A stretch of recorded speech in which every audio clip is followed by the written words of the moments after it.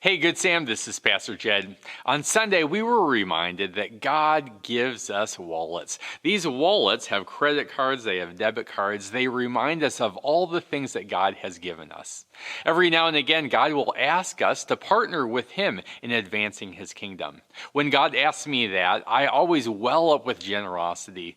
But oftentimes, I'll look at my wallet and I'll start to ask the question, how deep is my wallet? How much do I really have? How much can I really afford to give? On Sunday, we felt the pain, we felt the excitement, we felt the open-handedness of giving our wallet away. And we just asked the question, so if we had someone else's wallet, someone else's resources, how generous would we be? What we discovered is if we are going to be as generous as we want to be, we need a plan. We need intentionality. We need clear direction. And we need to know that we're on the right path and we are going at the right pace as we're developing our generosity muscle.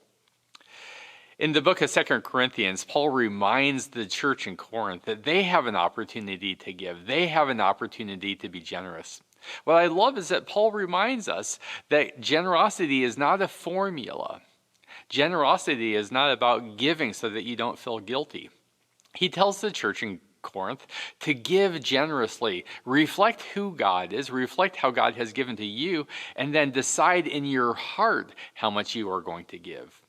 Give generously, open-handedly. He says don't give under compulsion, don't give to get out of guilt, but he reminds us that we are to give. And the way that we give is the way that we will receive. The way that we bless others is the way that we will be blessed, not financially, but spiritually. Paul concludes this passage by saying this. 2 Corinthians chapter 9, verse 6, verse 8. And God is able to bless you abundantly, for in all things, at all times, having all you need, you will be able to abound in every good work. And so that's what we're leaning into as a church.